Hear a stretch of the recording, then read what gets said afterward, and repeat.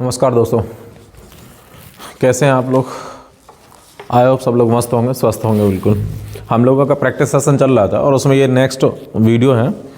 चलिए तो हम लोग बात करते सीधे क्वेश्चन पे बात करते हैं बेटा। फर्स्ट क्वेश्चन है, देखिए आपको स्क्रीन पर दिख रहा होगा। पहला क्वेश्चन है 7 वर्ष पूर्व ए तथा बी की आयु वर्षों में 4:5 के अनुपात में है, ठीक है, तथा 7 वर्ष बाद वे 5:6 के अनुपात में होंगी। वी की वर्तमान आयु क्या होगी, ठीक है ना। इजी है, देखिए ध्यान से। ए और बी दो लोग हैं, ए और बी की बात कर रहा है। एक ए है बेटा और एक बी है। 7 वर्ष पूर्व, 7 वर्ष पहले, 7 वर्ष पूर्व ए और बी की आयु का अनुपात 4:5 है, 4:5 है। जबकि 7 वर्ष बाद क्या होगा, 7 वर्ष बाद इनकी आयु का अनुपात 5:6 होगा, ठीक है ना। इनकी आयु का अनुपात क्या होगा, 5:6 होगा। इस चीज़ को आप ध्यान से समझते हैं बेटा। ये 7 साल पहले के, मान लीजिए अभी अगर 2023 है ना, इससे 7 वर्ष पूर्व, 7 वर्ष पूर्व माना 2016 की बात करो, और अगर 7 साल बाद कर रहा है तो इसका मतलब 2030 की बात कर रहा है। तो इन दोनों के बीच में गैप कितने को है, तो 14 साल का अंतर है। तो यही है, ये 7 वर्ष पूर्व की उम्र है और ये 7 साल बाद की उम्र है।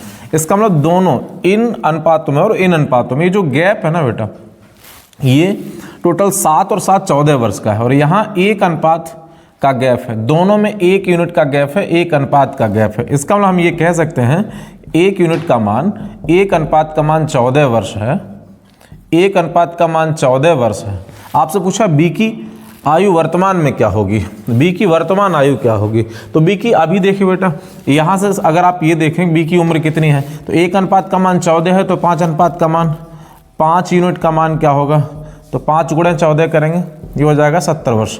बी की आयु 70 वर्ष है। लेकिन बी की आयु 70 वर्ष है कब बेटा, ये है 7 साल पहले। तो आज वर्तमान में कितनी होगी, वर्तमान आयु क्या होगी इसकी, 70 थी आज से 7 साल पहले, तो आज कितनी होगी बेटा, 77 वर्ष होगी, 77 ईयर्स होगी उसकी उम्र वर्तमान में, ठीक है ना। आगे समझ में, अगर कहीं भी प्रॉब्लम आती है तो प्लीज़ कमेंट कीजिए बेटा, ठीक है ना। लाइक और शेयर कीजिए। अगर आप चैनल पर नए हैं तो बेटा सब्सक्राइब कर लीजिए, ठीक है। चलिए नेक्स्ट देखिए बेटा। ए बी तथा सी किसी व्यापार में साझेदार हैं।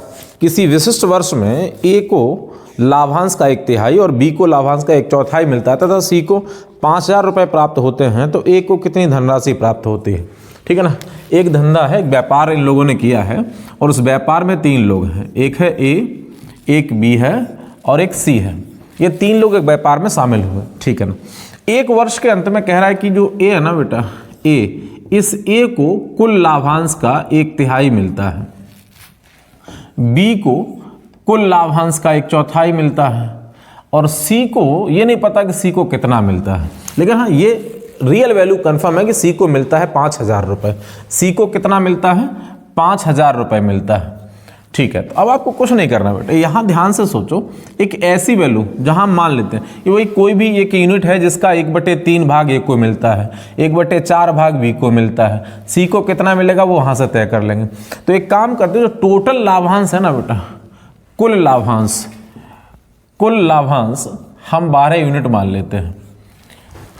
अब 12 क्यों मान लिया, क्योंकि इन 3 और 4 से ये वैल्यू पूरी कट जाएगी, तो इसलिए हमने लाभांश टोटल 12 यूनिट मान लिया।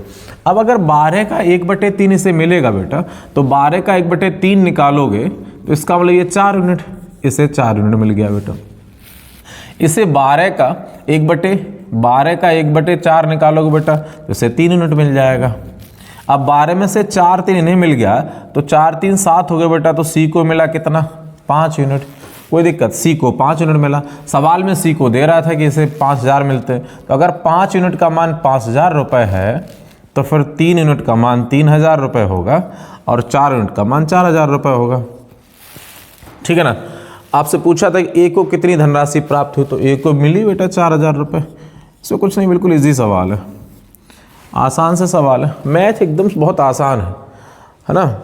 और आप लैंग्वेज को ठीक से समझना शुरू कर दें। अगर आप लैंग्वेज समझ गए फिर कोई दिक्कत नहीं होगी। लैंग्वेज को छोड़कर अगर आप भाग गुणा और इन सब पे फोकस कर रहे हैं तब आप गलत कर रहे हैं। आप लैंग्वेज को समझना स्टार्ट कीजिए बेटा, ठीक है ना। चलिए नेक्स्ट देखिए बेटा। कह रहा है यदि किसी आयत की लंबाई में 6:7 के अनुपात में वृद्धि तथा उसकी चौड़ाई में 5:4 के अनुपात में कमी की जाए तो उसके क्षेत्रफल में किस अनुपात में कमी हो जाएगी। ठीक है, लंबाई, अगर लंबाई की बात करें बेटा तो लंबाई में पहले अगर लंबाई में जो कमी है ना वो दे रखी है आपको, किसी आयत की लंबाई में 6:7 के अनुपात में वृद्धि की जाए। ठीक है ना भाई, एक ये मूल लंबाई मैंने पहले वाली लंबाई और एक बाद वाली कैपिटल एल लिख लेते हैं। ठीक है, ये दो इसकी लंबाई हो गई, पहले 6 है और बाद में लंबाई हो गई बेटा 7। ठीक है ना, ऐसे ही चौड़ाई की बात कर रहा, चौड़ाई में क्या होता है, अगर चौड़ाई की बात कर, चौड़ाई में करा ये रेशियो 5:4 होता है, 5:4 हो गया। ठीक है, तो क्षेत्रफल में क्या फ़र्क पड़ेगा, क्षेत्रफल का रेशियो क्या होगा। तो अगर हम बेटा यहाँ से L इंटू बी देख रहे होंगे, यहाँ L और B देखेंगे तो क्या हो जाएगा, यहाँ हो जाएगा 6×5 लंबाई गुणे चौड़ाई, यहाँ होगा 7 चौको 28, काट देते बेटा। अगर आप इसे काट दोगे तो ये हो जाएगा 15 और ये हो जाएगा 14। 15:14 का रेशियो होगा इसके एरिया में, क्षेत्रफल में। इसके क्षेत्रफल में जो अनुपात रहेगा वो 15:14 हो जाएगा बेटा। ठीक है ना भाई, सी ऑप्शन इसका राइट आंसर है, सी इसका सही आंसर है बेटा। लंबाई में वृद्धि हो गई, 6 से 7 हो गई। ठीक है ना, चौड़ाई में कमी हो गई, 5 से 4 हो गई, तो क्षेत्रफल क्या रहेगा, तो पहले 6 और 5 था तो 30 हो गया, फिर 7 चौको 28 हो गया क्षेत्रफल बेटा, एरिया ये हो गया। ठीक है ना, अब ऐसे नहीं लिखते, आप इधर से लिख लेते हैं, जैसे ये मान लो L है और ये B है बेटा, तो लंबाई पहले 6 थी अब 7 हो गई, और चौड़ाई पहले 5 थी अब 4 हो गई, तो L इंटू B करोगे ये क्षेत्रफल आ जाएगा बेटा, तो ये हो जाएगा 30। लिखने का तरीका बस इधर से, ये हो जाएगा 28। ठीक है बेटा, अब आप इसे रेशियो करोगे तो आप देख रहे हैं ये 15 हो जाएगा, 14 हो गया, रेशियो आ गया बेटा 15:14। ठीक है, आ गया होगा समझ में सबको। चलिए कमेंट कीजिए अगर समझ में आ रहा बेटा। ठीक है, नेक्स्ट देखिए, दो संख्याओं का लासा 225 तथा उनका मासा 5 है। यदि एक संख्या 25 हो तो दूसरी संख्या ज्ञात कीजिए। एलसीएम दे रखा बेटा, एलसीएम दे दिया इसने 225, एचसीएफ दे दिया है, एचसीएफ दे दिया 15, एक संख्या दे रखी है, सॉरी एचसीएफ दे रखा 5, एचसीएफ 5 दे रखा है। ठीक है भाई, और एक संख्या दे रखी 25, पूछ रहा दूसरी संख्या बताइए। तो आप समझते हैं संख्याओं का गुणनफल जो होता है ना बेटा, ऐसे देखो, पहली संख्या और दूसरी संख्या ये हमेशा एलसीएम और एचसीएफ के गुणनफल के इक्वल होता है, ये बराबर होता है। तो एक संख्या आपको दे रखी थी 25, एक संख्या 25 है, दूसरी संख्या नहीं पता, दूसरी संख्या हमें निकालनी है। ठीक है ना, लासा कितना है 225 और इंटू यहाँ से बेटा मासा कितना है 5, कैंसिल आउट करो, 25 से ये काट दो बेटा, 9 बार में कट गया, दूसरी संख्या कितनी हो जाएगी, दूसरी संख्या हो गई 45, दूसरी संख्या 45 हो गई, 9 और 5 का गुणा कर दिया, बस हो गया सवाल, बिल्कुल आसान है। एक नेक्स्ट देखिए बेटा, कह रहा है यदि 3 की पावर x + 8 बराबर 27 के बाद 2x + 1 हो तो x का मान क्या होगा। ठीक है भाई, कह रहा 3 की power x + 8 is equal to 27 की पावर 2x + 1 हो, 2x + 1 हो तो x का मान क्या होगा, x का मान क्या होगा, ये आपसे पूछा है। चलिए, तो इस सवाल को कभी सॉल्व करना बेटा, तो सबसे पहले तो फर्स्ट ऑफ ऑल हमें इसका बेस सेम करना, आधार सेम कर लो, सवाल हो गया।